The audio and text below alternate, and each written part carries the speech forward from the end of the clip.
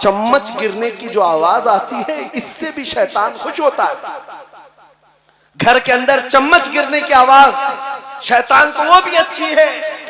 और जब औरत, इसीलिए बुजुर्ग फरमाया करते जो पायल पहनती है उसमें घुंघरू लगे होते, मना है क्या उसके पायल के घुंघरुओं की आवाज पर शैतान नाचने लगता है। ये तो छोटी छोटी आवाजें, और तुम जो डीजे लगाते हो उससे तो पता नहीं कितनों के कलेजे फट जाएं, कितने हार्ट पेशेंट मर जाएं, कितनों के घरों के सामान हिल जाएं।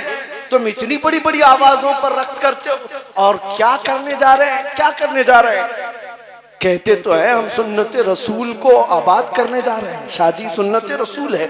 भला ये मुमकिन कैसे है, मेरे नबी की सुन्नत अमल करने जा रहा है, हराम तरीके से इब्तिदा, ये पॉसिबल नहीं हो सकता, ये मुमकिन नहीं है। अजीजा ने गिरामी वकार, तुम अगर मुस्तफा करीम सल्लल्लाहु तआला अलैहि वसल्लम के सच्चे मोहब्बत करने वालों में हो, इश्क करने वालों में हो, तो तुम ये तमाम चीजें भूल जाओगे। एक बुजुर्ग ने फरमाया, कितनी प्यारी मिसाल है, कितनी प्यारी मिसाल है। एक यहूदी ने उनसे कहा, उस बुजुर्ग से कहा कि तुम्हारी कितनी जमातें हैं, एक मौलाना ये कहता है, एक मौलाना ये कहता है। यहूदी डिबेट कर रहा था। उन्होंने कहा हाँ है, इख्तिलाफात है। कहा मुझे लाल पसंद है, इनको हरा पसंद है, इनको काला पसंद है, हम में सबकी पसंद अलग अलग है। लेकिन जब हमसे ये कह दिया जाता है रसूलुल्लाह की ये पसंद है, हमारी सारी पसंदें कुर्बान कर देते हैं। फिर हमारे दरमियान लाल काला पीला नहीं आता, हम उस पर चलते हैं जो रसूलुल्लाह की पसंद है।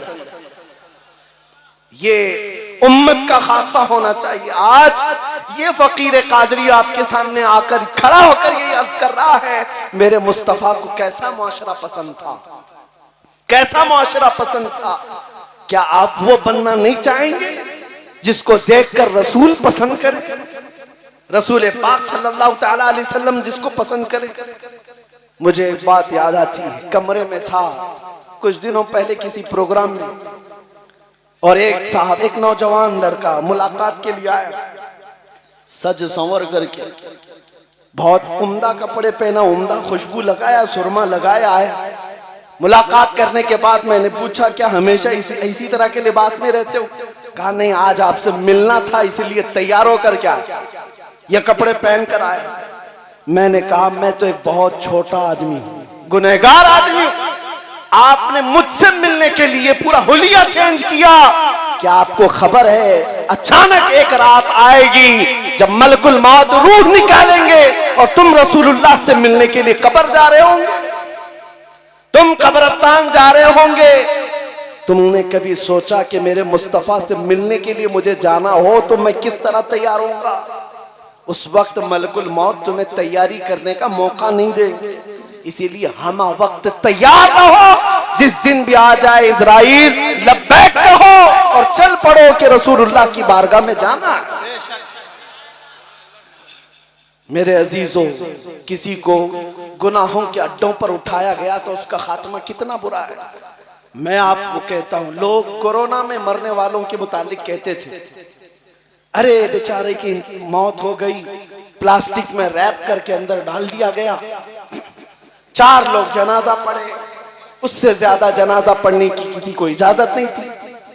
यही हालात थे। लोग इसको ये समझ रहे थे कि शायद ये बुरी मौत है और डर रहे थे। बुरी मौत इसको नहीं कहते। ये फैली हुई वबाई बीमारियों में बड़े बड़े बुजुर्गों का भी इंतकाल हुआ है।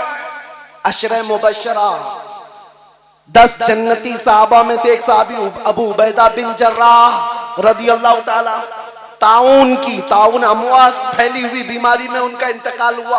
कोई ये नहीं कहता कि उस सहाबी की बुरी मौत हुई।